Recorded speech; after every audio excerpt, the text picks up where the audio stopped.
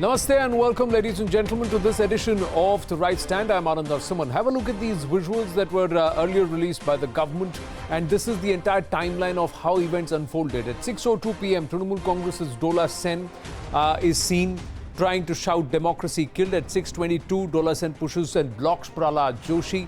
Then at 6:26, you have Congress, Sena and the Trinamool Congress MPs tearing paper and throwing it at the chair. That's what they have done. At 6:31, two Congress MPs, you have them actually dragging a woman marshal. Those are the visuals there. And then at 6:33, you have Congress MP Ripun Bora climbing over the marshal. And in between this, you had a female Congress MP also pull one of the women marshals who's standing there and just doing their job. That's what's happened. And then the government releasing more of this footage. The stills have also come out. It's clearly they have also been able to identify each of these people. The proof one is the woman marshal was ambushed, then she was heckled. Proof three, that she was manhandled. And then look at this, look at them, they're actually dragging her. They deliberately drag her away. And then they come out and allege that they were misbehaved with. Proof 5, there she is. She's pushed, and then look at this. She's just being dragged away. How is this parliamentary behavior? And you are coming out and trying to cry wolf after behaving thus? Very, very unfortunate. We have Union Minister Anurag Thakur and also Arjun Ram Meghwal speaking on this entire ruckus that's unfolded, and all of them coming out and strongly demanding action, stringent action being taken, an example made out of these people for this kind of unruly behavior, so that these scenes are not repeated inside the temple of democracy going forward. Din, disruption and drama. What's unfolded in Parliament has been unfortunate, and amidst the blame game, the government coming out with video proof of the behavior of the MPs of the opposition on the floor of the House, and then coming out with a strident defense and an argument put forth by 6 ministers of the government. And leading those, and one of those who was present today when the government put its point of view, was the Union Minister for Information and Broadcasting and Youth Affairs and Sports, Shri Anurag Thakur. And Anurag Thakur ji is joining us now. Anurag ji, namaste. जो video proof सामने आया है, उसमें विपक्ष की कथनी और जो उन्होंने फ्लोर में किया, उसमें तो बहुत जमीन आसमान का फर्क दिख रहा है. आपने बिल्कुल ठीक कहा, क्योंकि झूठ के पांव नहीं होते और कांग्रेस एक बार नहीं कई बार झूठ बोलती है, और उनके झूठ के साथ कुछ वरिष्ठ नेता भी साथ में जुड़ गए जो शायद उन पर आंखें बंद करके भरोसा कर रहे थे. और अगर ये वीडियो भी सामने नहीं आया होता तो शायद देश का कुछ वर्ग भी कांग्रेस या व्यापी विपक्षी दलों के ऊपर भरोसा करता. लेकिन वीडियो में साफ दिखता है कैसे कांग्रेस की महिला सांसदों ने पार्लियामेंट की सिक्योरिटी ऑफिसर्स को गले से पकड़ के खींच लिया, बदसलूकी जिस तरह से उनके साथ की, हाथापाई जिस तरह से की. उनके सांसद टीवी को गिराते हुए नजर आते हैं, उनके सांसद दुर्व्यवहार करते हुए नजर आते हैं. और ये कोई पहली घटना नहीं थी आनंद जी. 4 तारीख को, 9 तारीख को, 11 तारीख को एक के बाद दूसरी ये घटना होती चली गई. आप कल्पना कीजिए, तृणमूल कांग्रेस के सांसदों ने शीशा तक तोड़ दिया दरवाजे का. जो एक सिक्योरिटी वाले के यहाँ पर लगा, उसको पट्टियाँ की गई, वो भी महिला थी. पिछले कल जो किया गया, वहाँ पर भी महिलाओं को वापस फर्स्ट एड देने की ज़रूरत पड़ी. क्या ये संसद चर्चा के लिए थी या चीरफाड़ या चीरहरण करने के लिए थी? क्या संसद में जो चर्चा के लिए मांग सत्र से पहले खड़गे जी ने, सोनिया जी ने पत्र लिखकर किया था, वो जब सदन में किसानों पर चर्चा शुरू हुई तो कांग्रेस के सांसद टेबल पर चढ़ के क्यों कूदना शुरू हो गए? क्यों आम आदमी पार्टी के सांसद सदन पे टेबल पर चढ़ के कूदना शुरू हो गए? क्योंकि उनके मन में एक होड़ लगी थी आपस में कि कौन कितना ज्यादा गिर सकता है, कौन कितना गिर सकता है, ये दिखाने के लिए कि हम आपके लिए ज्यादा गिरे कि दूसरा ज्यादा गिरा. लेकिन इनके गिरने के कारण भारत की इमेज गिरी है, भारत के नाम पर धब्बा लगा है, और इसके लिए कांग्रेस को और वापी विपक्षी दलों को देश से और देश की संसद से माफी मांगनी चाहिए. ये इसलिए मैं कह रहा हूं, अराजकता इन्होंने बाहर भी फैलाई और अराजकता यहां पर भी फैलाने का काम कर रहे हैं. जो कांग्रेस पार्टी अपना 2 वर्ष तक अध्यक्ष ना चुन पाए, जिनके नेताओं को अपनी पार्टी के अंदर बात करने का हक ना हो, जो राहुल गांधी जी किसी के लिए उपलब्ध ना हो, वो केवल झूठे आरोप लगाकर देश के सदन के साथ, संसद के साथ उनके सांसद इतना दुर्व्यवहार करें वहां पर आकर, इसके लिए इन्हें क्षमा नहीं करना चाहिए, इनको सख्त से सख्त सजा मिलनी चाहिए। पर अब तक कोई एक्शन हुआ नहीं है अनुराग जी, क्या इसको संज्ञान में लिया जाएगा, इस वीडियो प्रूफ को संज्ञान में लिया जाएगा और जिन्होंने ये कृत्य किया है या जिन्होंने सदन को चलने नहीं दिया है उनके खिलाफ किस तरह का एक्शन होना चाहिए? देखिए, अगर 50वीं वर्षगांठ पर, 60वीं वर्षगांठ पर भारतीय संसद की ये रेजोल्यूशन पास किया गया, सबने मिलकर तय किया कि सदन में मर्यादा के साथ ही कार्रवाई होगी, वहां पर कामकाज किया जाएगा, लेकिन उस लोकतंत्र की मर्यादाओं को, सदन की मर्यादाओं को तोड़ने का काम कांग्रेस पार्टी ने ही किया, जिसने देश में सबसे ज्यादा राज किया।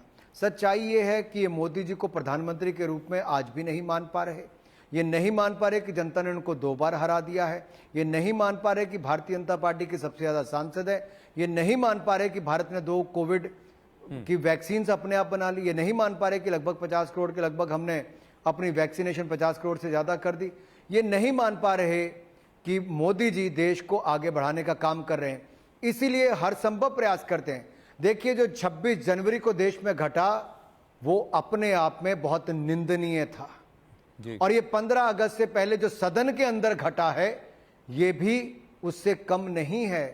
ये कहीं 2 घटनाएं ये दिखाती हैं कि कुछ लोग इस देश की इमेज को खराब करने में लगे, इस देश को बदनाम करने में लगे, इस देश के लोकतंत्र की मर्यादाओं को तार तार करने में लगे हैं। लाज खुद तो थी नहीं, लोकतंत्र को भी तोड़ने पे लगे हैं। तो अनुराग जी, मेरा सवाल आपसे यही था कि ऐसा क्या किया या नहीं किया सरकार ने कि विपक्ष में इतना आक्रोश है कि संसद टेबल पे चढ़ गए, रूल बुक चेयर पर फेंक दिया, मार्शल्स को मार दिया, शीशे तोड़ दिया, ऐसा क्या हो गया कि इतना आक्रोश आ गया अनुराग जी? देखिए, विपक्ष के सांसदों ने पहले ही कहा था, व्यक्तिगत रूप से भी लोगों को आके कहा, पब्लिकली भी कहा कि ये सत्र वॉश आउट होगा और हर संभव प्रयास किया कि सत्र वॉश आउट हो, चर्चा ही ना हो। तो मेरा सवाल ये है, अगर आपको वॉश आउट ही करना था तो आपने भत्ते क्यों लिए, आपने देश का करोड़ों रुपए सदन पर बर्बाद क्यों होने दिया? और जब बाकी विपक्ष के लोग चर्चा करना चाहते थे, आपने उनको चर्चा क्यों नहीं करने दी? विरोध के बहुत सारे तरीके हैं, लेकिन इनके मन में यह था कि मंत्री ने सुओ मोटो पेगासस पे स्टेटमेंट दे कैसे दी, स्टेटमेंट पूरी भी नहीं होने दी और कागज फाड़ दिए। आपने किसानों पर चर्चा मांगी, हमने किसानों पर चर्चा शुरू की तो आपने टेबल पर कूदना शुरू कर दिया। ओबीसी बिल पर चर्चा आई तो आपकी मजबूरी बनी, तो आपने पूरी डिबेट में भाग लिया, डिवीजन जब चाहा तब डिवीजन भी मांगा, तो आप तब मांग रहे थे तो उसके बाद क्यों नहीं किया? आपने अर्थव्यवस्था, महंगाई पर चर्चा मांगी, हम उसके लिए भी तैयार थे। आखिरकार विपक्ष चर्चा से क्यों भाग रहा था? क्योंकि इनके पास मुद्दे ही नहीं थे, ये केवल झूठे आरोप सरकार के ऊपर लगाना चाहते थे। और जब देखा कि इनकी नहीं चली और सरकार ने बिल भी पास किए, तो आखिर देश के हित में बिल तो पास करने ही थे। और उसकी भी तुलना की जाए तो कांग्रेस ने तो तेलंगाना वाला बिल भी पास किया, वो तो मार्शल को लगाकर पास किया था, लोगों को बाहर बिठाकर हाउस से पास किया था। रात के कितने बजे किया था ये भी देश को पता है। कितने बिल इन्होंने दिन में पास किए, कांग्रेस का छिपा किसी से नहीं है। इसका भी एक आंकड़ा देश के सामने आनंद जी आपको रखना चाहिए।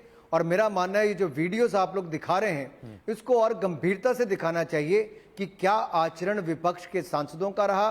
विशेष तौर पर महिला सांसद भी अगर इतनी नीचे की हरकत करने पर आ गई, तो मैं कहना चाहता हूं अपनी बहनों से कि देखिए कांग्रेस का कल्चर, देखिए कांग्रेस की संस्कृति, देखिए विपक्ष के कुछ दल जो आपस ही होड़ में लगे हैं कि कितना नीचे गिरना है।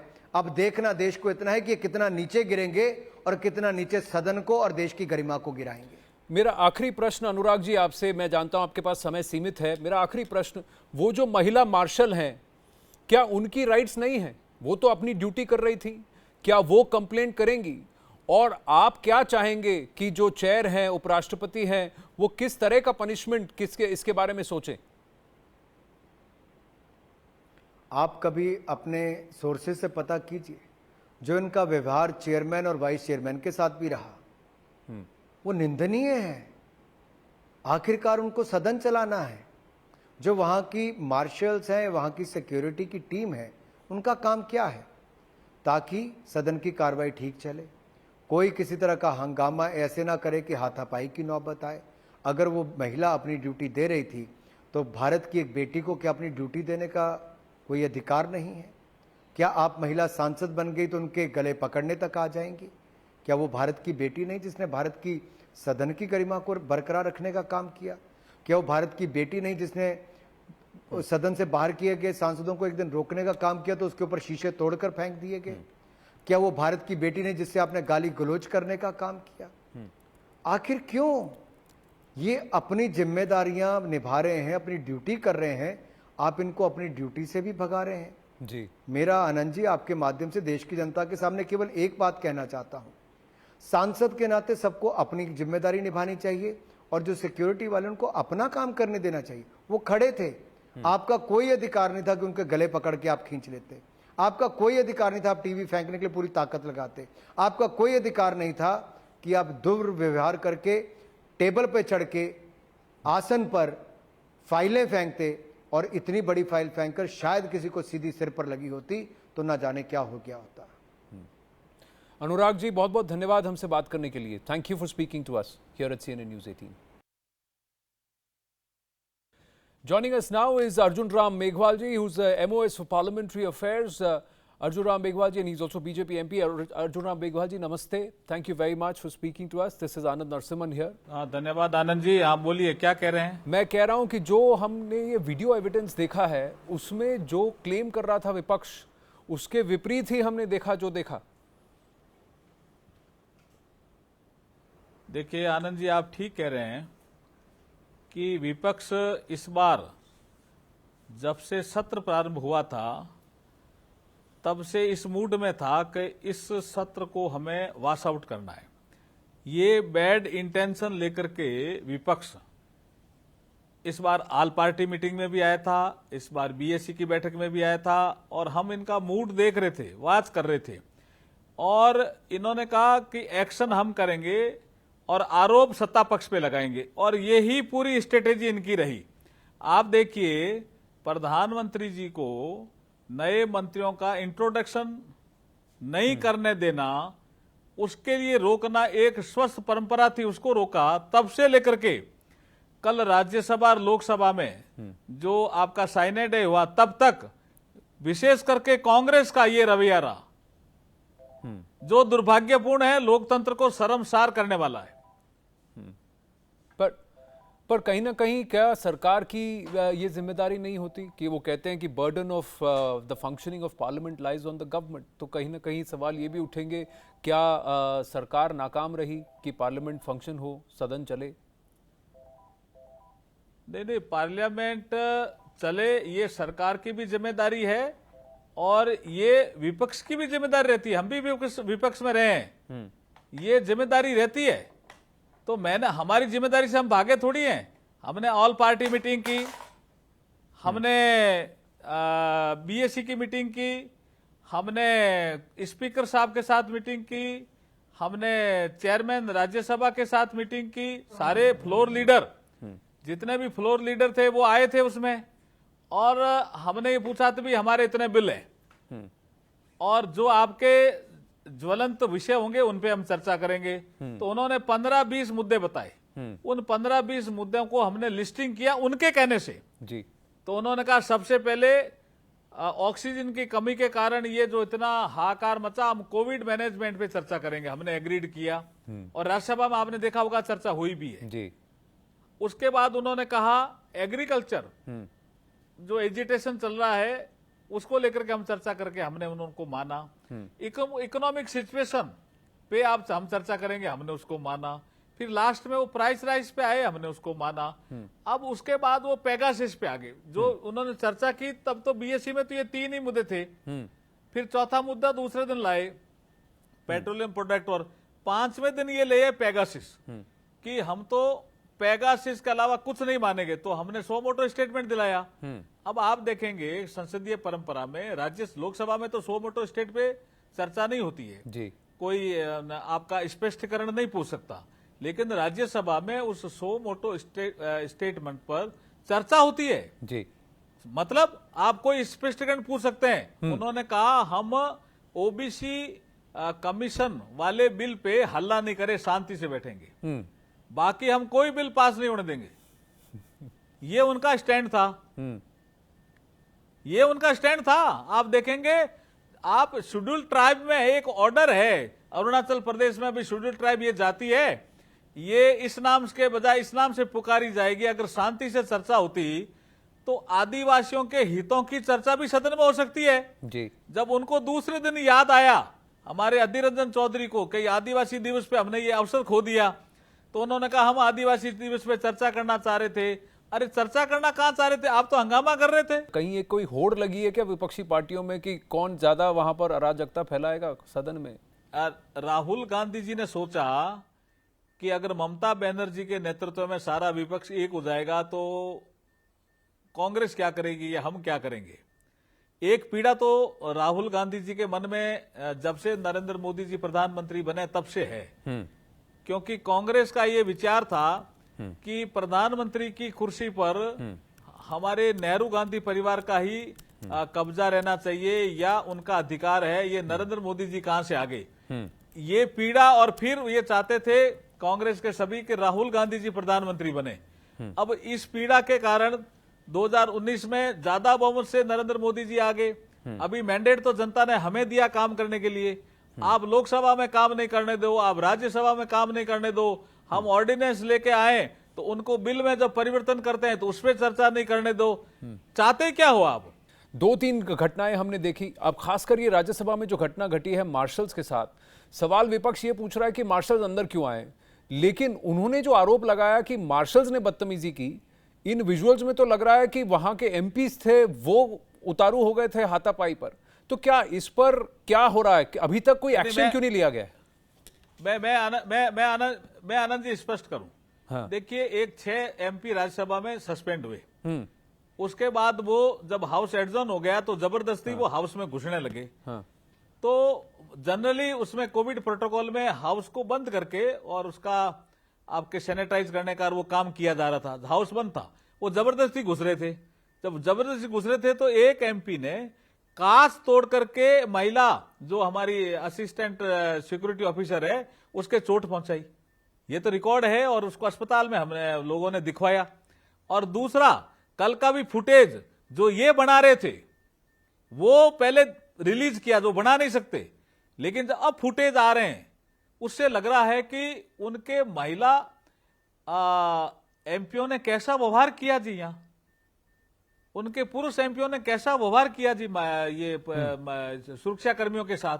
सुरक्षा कर्मी तो अपनी ड्यूटी कर रहे थे। हम लोग सब आज हम चेयरमैन राज्यसभा से इस विषय पर मिलने गए थे और हमने कहा है कि जब से सत्र शुरू हुआ है, मानसून सत्र, तब से लेकर के टोटल फुटेज आप देखो, क्यों राज्यसभा में भी है रिकॉर्ड वो टोटल फुटेज देखो और इसके टोटल फुटेज देख करके कोई न कोई कमेटी बना करके इसकी जांच होनी चाहिए और जांच हो जाए। और वो जो फुटेज आ रहे हैं जिस तरह की करती उन्होंने किया है जी, तो निश्चित रूप से उनको सजा दी जानी चाहिए। ये हमने डिमांड रखी है ऑनरेबल चेयरमैन साहब के सामने जी। तो अब देखते हैं उपराष्ट्रपति जो खुद चेयरमैन भी हैं राज्यसभा के, तो वो क्या इसको संज्ञान में लेते हैं और क्या एक्शन लेते हैं। अर्जुन राम मेघवाल जी, बहुत बहुत धन्यवाद हमें समय देने के लिए और हमसे बात करने के लिए।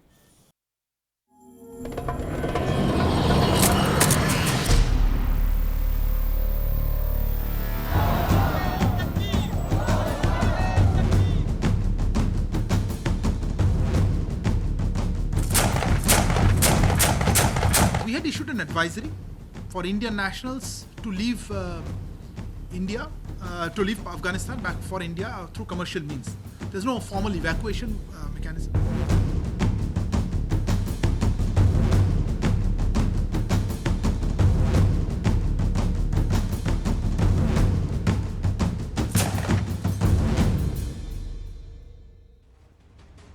Is there a bigger design taking shape, ladies and gentlemen? Let's look at how the Taliban has aggressively moved on, and the surge between April and August is surprising. It's startling. Now, this is 2017. 2017, Taliban was relatively in very few spaces and scattered.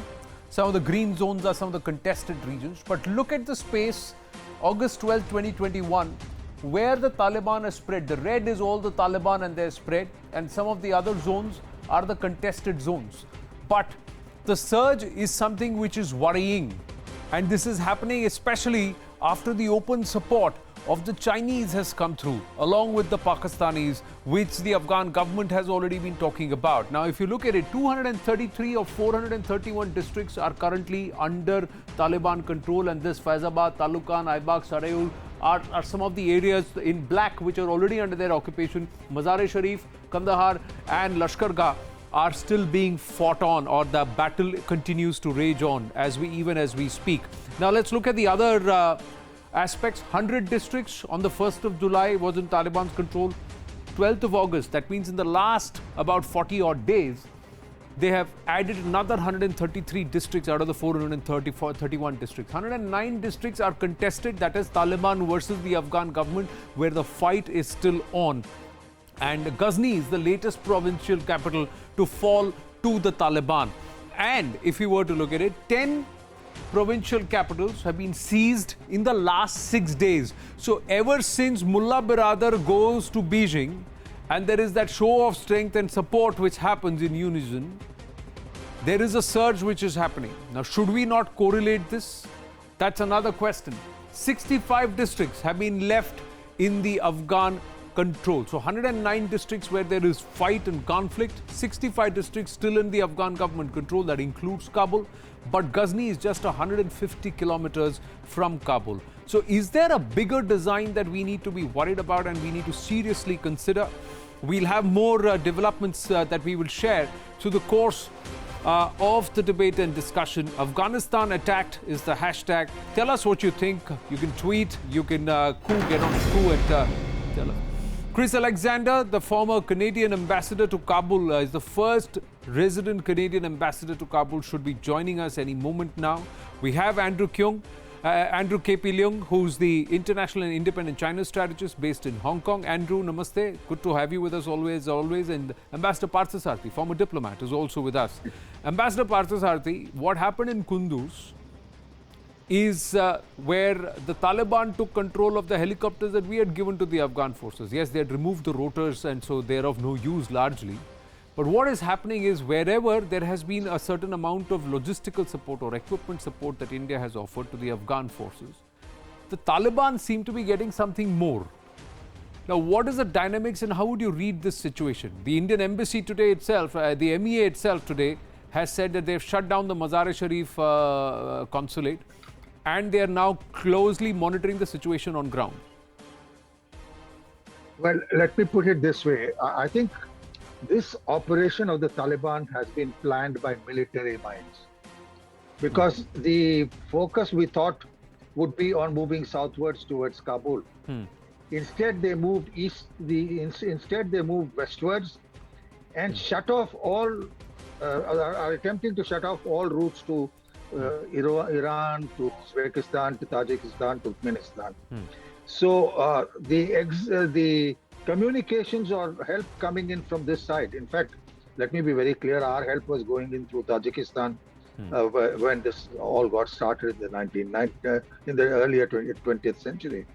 So what they're doing is sealing off that and moving inwards. Now, those borders were obviously not well protected. So they were a run over. Though I think, I must confess one thing, I have a very poor opinion of Afghan planning and Afghan mobilization of this government. Nevertheless, they're trying to resist. I mean, look at the guts. They're going for Mazar-e-Sharif, which is the capital of the Tajiks. Yeah. So the real battle is going to be determined what happens in Mazar-e-Sharif, because the Tajiks are the principal opposition. Don't forget, they constitute 35 to 37% of the population, whereas the Pashtuns are 45. And the resistance led by Ahmad Shah Massoud against the Taliban earlier on was Tajik.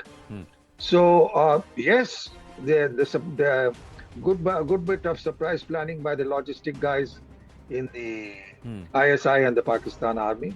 because the Taliban may be good at carrying rifles around into cities and fighting pitched battles there, but they don't have this sort of a mind. So it's that you should be very, very clear. It's Pakistan planning. They have taken, about more than half the districts, but not more than half the provinces. Much yet remains. Down south also they have not. Huh. Therefore, this has got started. Yeah. They have certainly the advantage of momentum. Huh. And it's absurd. In the middle of a battle, the president sacks the army chief. Yeah. I mean, what's the sort of message which goes to the enemy? I hope these things settle down. There is greater coordination within the government's leadership.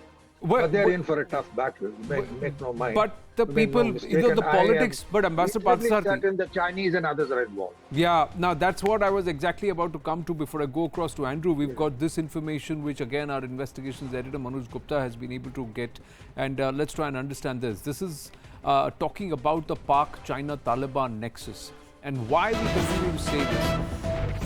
Is Mullah Baradar being hosted by Wang Yi is of importance, is of significance. Now, Pakistan is actually playing China's proxy, or the CCP's proxy, particularly because they are having huge lithium deposits in Afghanistan.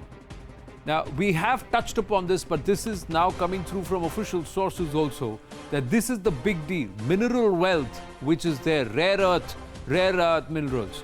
China is looking to use Pakistan's control of the Taliban to get access to these rare earth minerals, which will be critical for their BRI project and CPEC. That's where it comes to. Lithium is key to China capturing global electronics market. And that's where the source is. And the value of lithium deposits is close to $3 trillion.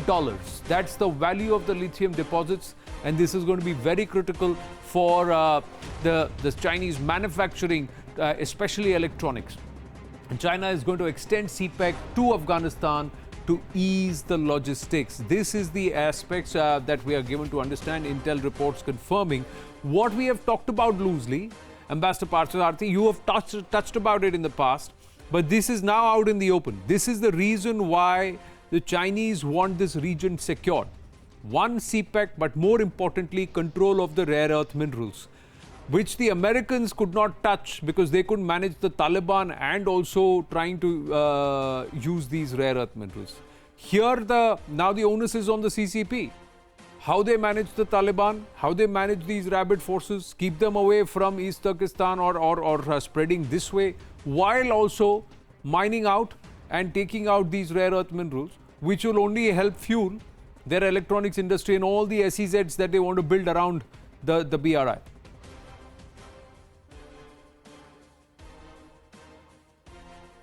Ambassador Parthasarathy.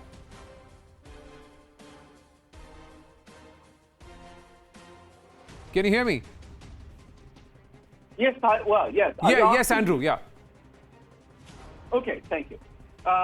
First of all, we have to understand that this is really a big mess and led by the rather rapid withdrawal of the U.S. Military. The U.S. has been in Afghanistan for a long, long time. It's part of the so-called forever war. But then towards the end of the Trump administration, the United States signed a kind of agreement with the Taliban, paving the way for their withdrawal. And this is now what's happening. As far as China's perspective is concerned, there are different aspects in the big picture facing China. Incidentally, the big picture is nothing to do with India, or it's not just about India. The big picture is that, like it or not, according to U.S. latest intelligence, the Taliban is likely to gain control of the whole country within just a couple of more months, maybe in about 3 months. The capital, Kabul, would fall because, as pointed out, there is no match against the Taliban by the Afghan forces. They're highly disorganized. And if that's happened, then the Taliban would be a government of Afghanistan. Don't forget also that in 1998, the Taliban controlled 90% of Afghanistan in the then Soviet invaded Afghanistan. The Taliban already controlled 90%. And now this is what was happening again with the vacuum left by the US withdrawal. But the most important thing for China is the existence of the so-called independence movement, the Eastern Turkestan independence movement in Afghanistan.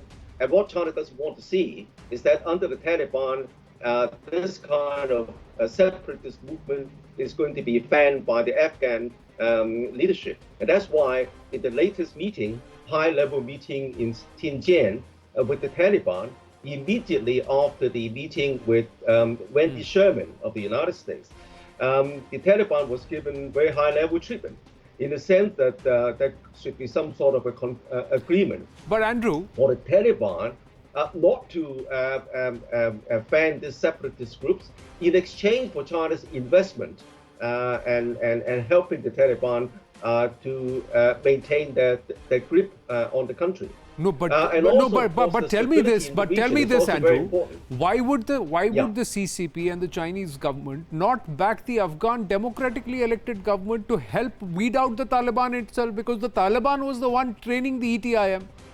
So why back the Taliban with the promise that they will not train the ETIM, rather than not backing the Afghan forces and the Afghan government and totally eradicating and eliminating the Taliban? You are saying that the Chinese government believes that they want to back, sitting in the UN Security Council, sitting in a permanent seat in the United Nations, they want to back an entity which is proscribed by that very same Security Council.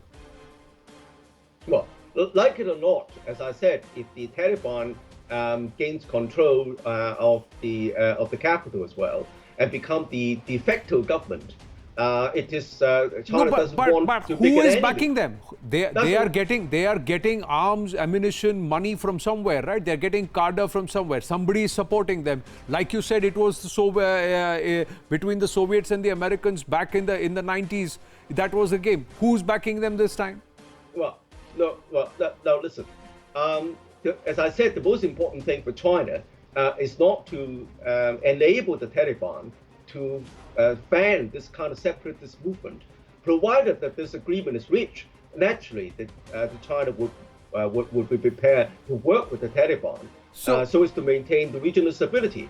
But if the Taliban continues to ban these separatist groups, which is part of the Taliban, then there could be no deal. No, but what you're trying to say, what you're trying to say is those who are training the ETIM, as long as they don't train the ETIM, you're willing to back a proscribed terrorist administration, an administration or a group that has got no belief in democracy, that is wanting to run roughshod over people in Afghanistan, kill innocents, murder women, rape them, and also forcibly take them away. All that is all right, as long as they don't run the ETIM. We will actually support you, form government there. Is that what the CCP is trying to say? Ambassador Parthasarathy, please come in. You know, one thing is very, very clear. The Chinese have made up their mind that they are going to get a Taliban government, that they find the present government too sort of independent in its thinking. It's made its peace with Central Asia. It's made its peace with India. And it had a reasonable relationship with China. But this is a Pakistan-China condominium. For God's sake, let us understand that around our borders, we're not just faced separately with Pakistan or separately with China. We are facing a China-Pakistan axis. And that is precisely the reason for us to make sort of groupings like the Quad. And I hope now that things have clarified. We will move this forward, because Chinese expansionism is the greatest threat to the security of Asia. Coming back to Afghanistan, I think, as I said, they've done the Afghan government has done a poor job. But nevertheless, I expect more than the army, the tribal militia amongst the Tajiks and amongst the Uzbeks and amongst the others. These are the militias which fought against the Taliban even when the Taliban was ruling the place. So you are going to get back that alliance. It will take time. But in the meantime, one hopes that the Afghan government and military does not almost seemingly fall apart the way it is doing. It's performing. I'm sorry, it's a friendly country, but they're a tough army. But what's wrong with the way they've been led? What has happened? But let me to ask allow you all this to happen. But let So me ask you we- this, we- Ambassador yes. Saab. I've limited time. Let me just ask you this: who gains? Because if this is going to hurt the entire region, who gains from allowing the Taliban to come in? Who is giving, or is it that because the Chinese are involved, other nations don't want to get involved? Because the Chinese have decided, they think that by control they can control the Taliban. Do they think they can? Are they thinking they can control the Taliban? Then I think this is the biggest mistake they're making. Well, as far as the Russians are concerned, they are taking their revenge for what the Americans did to them. So that we have to put apart. But they have a problem also. They have security alliances with the neighboring countries into which the Taliban have entered can come back. So whether it is Tajikistan or Uzbekistan or Turkmenistan, they are allied and linked to the Russians. So the Russian role here is going to be marginal beyond, and in fact not doing very much, making noises about meetings here and there. But they have left this to the Chinese. They don't want to take on the Chinese on this. So as I said, and I maintain, we must realize whether it is economically, regionally, militarily, or politically, you are not facing China and Pakistan separately. You are facing an alliance of China and Pakistan. But then, are we looking at a period of flux in this region now? Or is this now going to be settled? Or do you think the Chinese can get away with this, or is it actually going to bleed them further? Well, the Chinese are also interested in Xinjiang, where they've been persecuting their minority Muslim population. How the Taliban will behave towards them, one doesn't know, because not supporting them would, eat into their whole claims to being, totally focused on Islam and Islamic people. So I think the fact is, you are going to have these pulls and pushes. You very rightly spoke about the huge resources of mineral resources and metallurgical resources of Afghanistan, which China is eyeing. It has one contract, but it has not been implemented.